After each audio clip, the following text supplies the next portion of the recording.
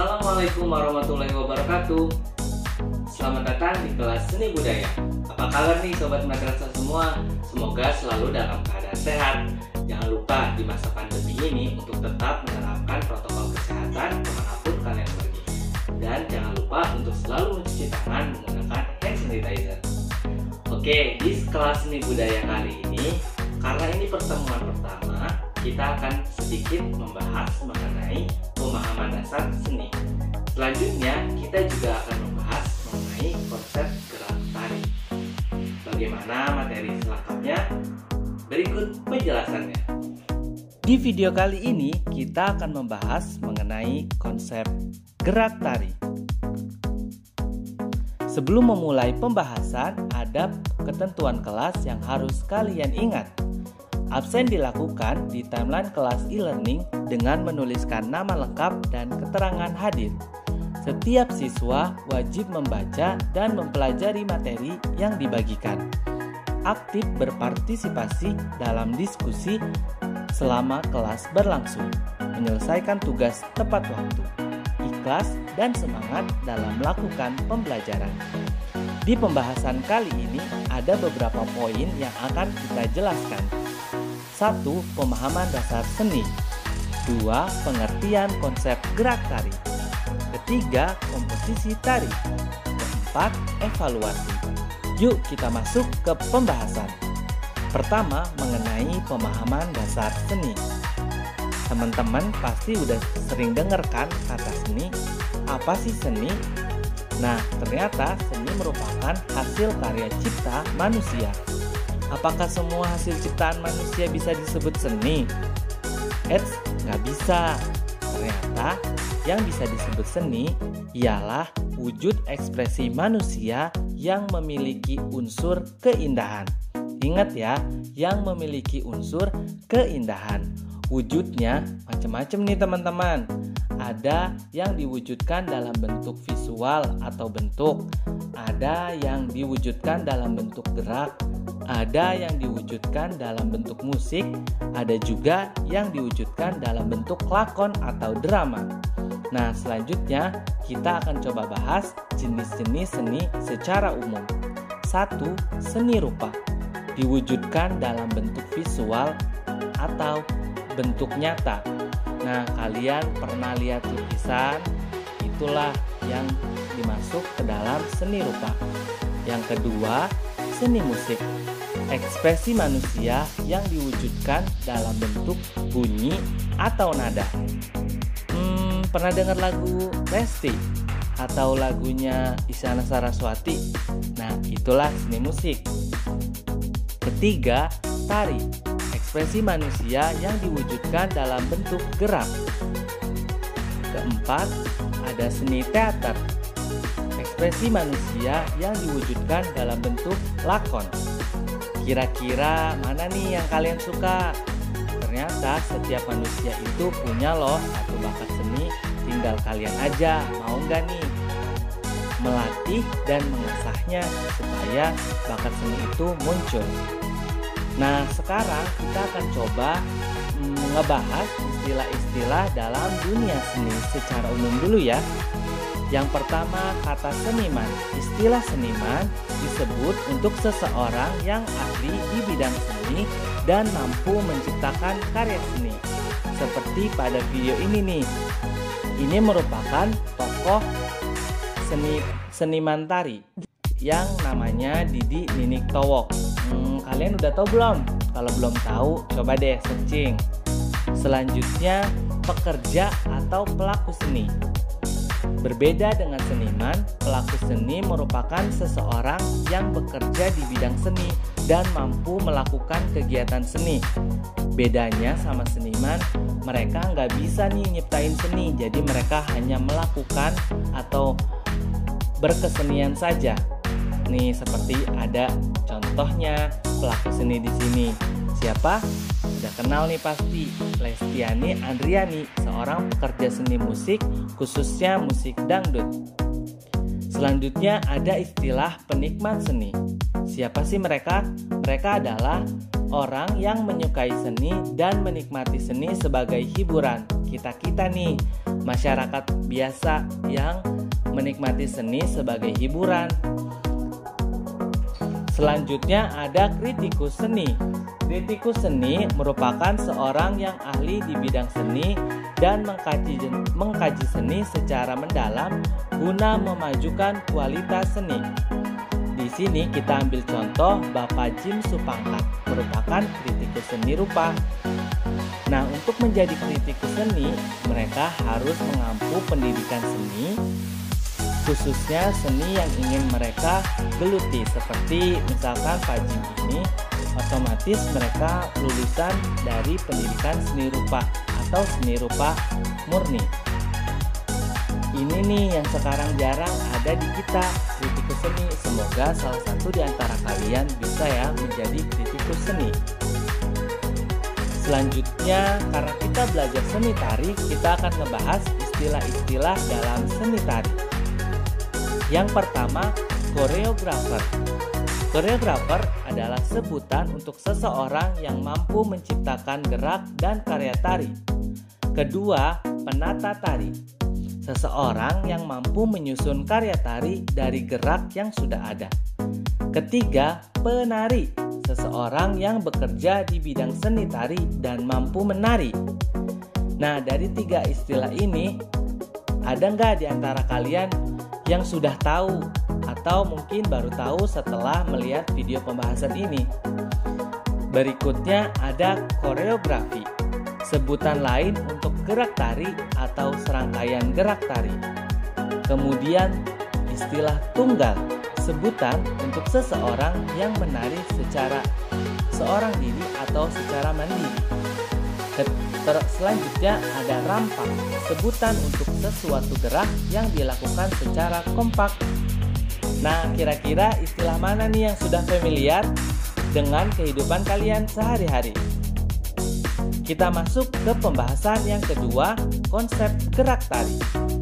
Konsep gerak tari merupakan gambaran umum suatu gerak yang memiliki ciri-ciri yang sama yang merupakan representasi dari daerah atau etnik tertentu. Konsep gerak tari menjadi dasar atau pakem suatu gerak tari dari daerah tertentu. Jadi, konsep gerak tari ini digunakan sebagai ukuran dasar seseorang dalam menciptakan gerak tari pada daerah tertentu. Jika kita akan menciptakan gerak tari Sunda, maka harus sesuai dengan konsep kedaerahan Sunda. Nah, yuk kita saksikan video berikut ini untuk menganalisis kira-kira apa saja ya yang menjadi ciri dalam konsep gerak tari.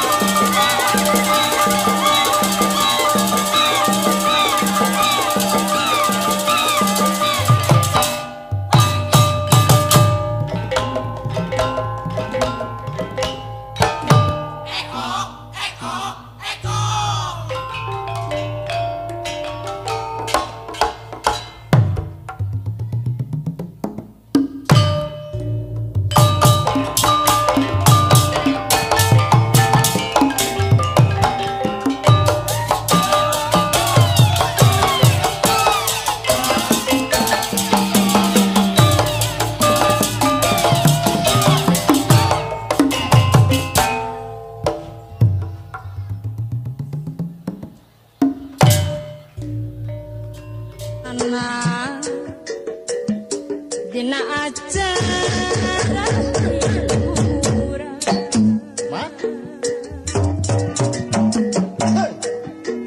ngaripi ketuk dia cepong imojang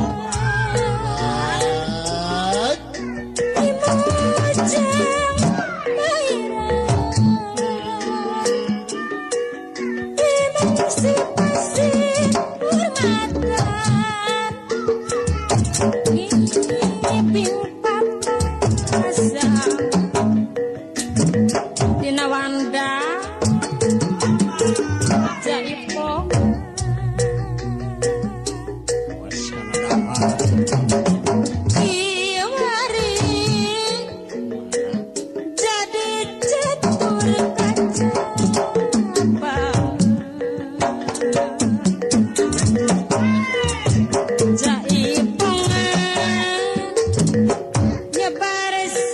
Kakek Sunda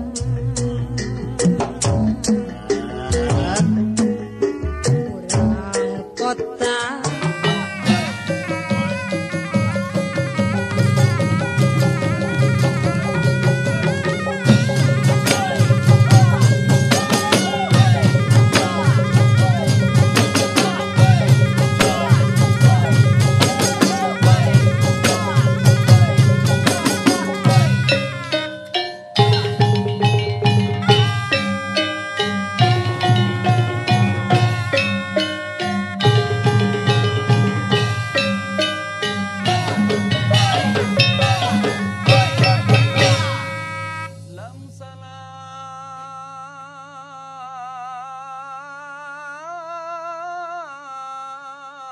salam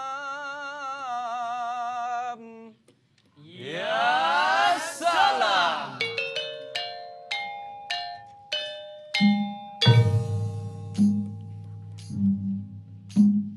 Allah ya Nabi, Nabi salam alaika.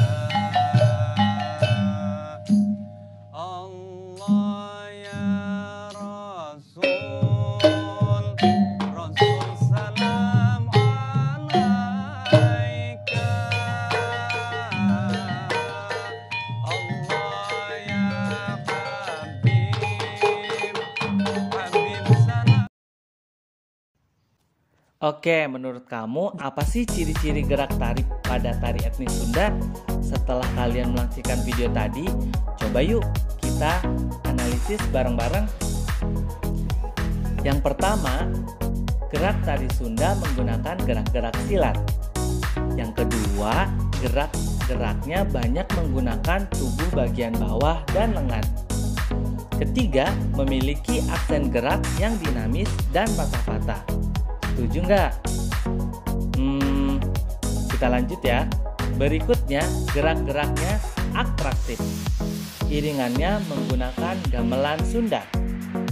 Tari Sunda banyak ditujukan untuk tujuan hiburan.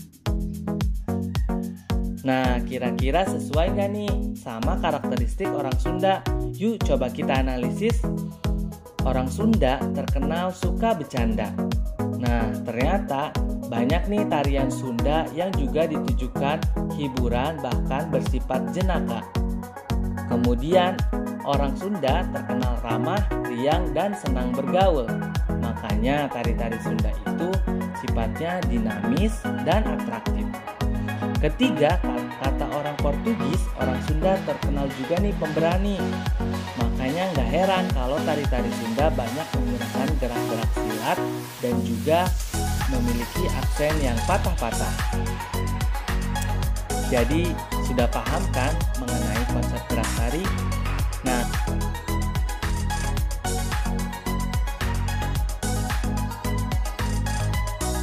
selanjutnya kita akan membahas mengenai komposisi tari.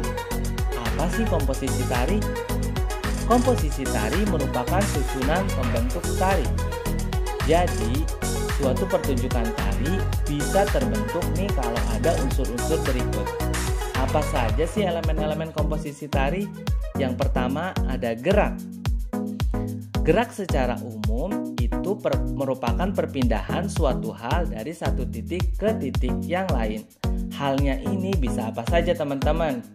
Bisa kursi, bisa lemari, bisa juga kalian sendiri. Ingat, ini gerak secara umum. Nah, kalau gerak tari merupakan perpindahan anggota tubuh dari satu titik ke titik yang lain. Anggota tubuh ya, bukan anggota OSIS. Nah, berikutnya gerak juga dibentuk dengan adanya unsur tenaga, ruang, dan waktu. Tenaga merupakan daya yang dikeluarkan untuk menggerakkan tubuh dari satu titik ke titik yang lain. Ruang merupakan di mana tempat daya itu dikeluarkan. Waktu merupakan keterangan kapan daya atau tenaga itu dikeluarkan. Jadi, gerak sama dengan tenaga plus ruang plus waktu. Berikutnya, ada musik. Musik merupakan bunyi yang harmonis yang dalam tari menjadi unsur pendukung terbentuknya tari. Gak lengkap kayaknya kalau kita menyaksikan tari gak pakai musik.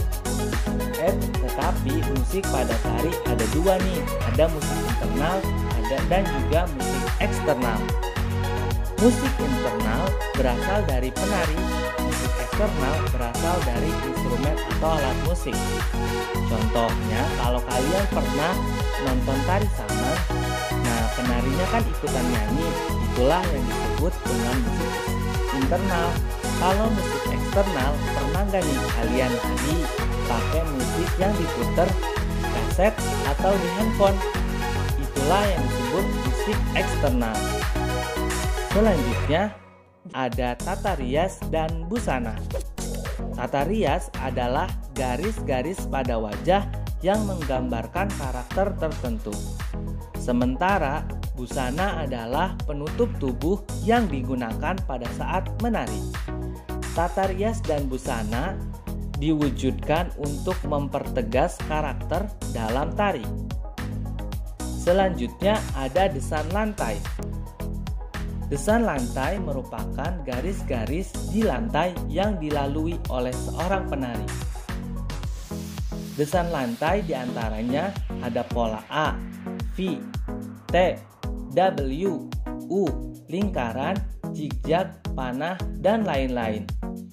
Desan lantai ini bisa disebut juga formasi penari dalam suatu pertunjukan tari. Selanjutnya ada properti. Properti merupakan pelengkap yang digunakan penari untuk menunjang gerak. Ingat ya, harus digunakan penari untuk bergerak, bukan hanya menempel pada badan. Nah, kalau hanya menempel pada badan itu disebutnya busana, bukan properti tari. Nah, sudah paham belum mengenai konsep gerak tari dan komposisi tari? Ingat, jika ada pertanyaan yang belum jelas, silahkan ditanyakan di grup WA atau di timeline kelas. Selanjutnya kita masuk ke evaluasi. Mari kita coba aplikasikan materi yang dipelajari. Tugasnya silahkan amati video tari dan tentukan komposisi tarinya.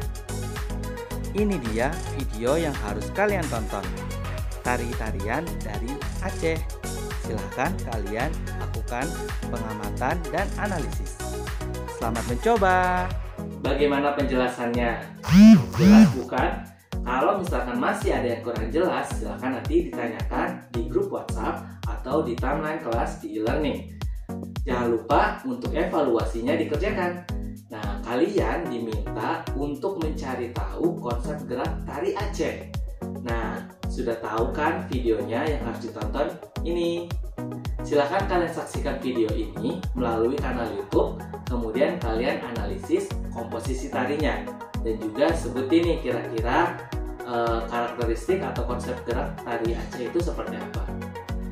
Itu saja untuk pembahasan hari ini. Sampai bertemu di video pembahasan berikutnya. Assalamualaikum warahmatullahi wabarakatuh.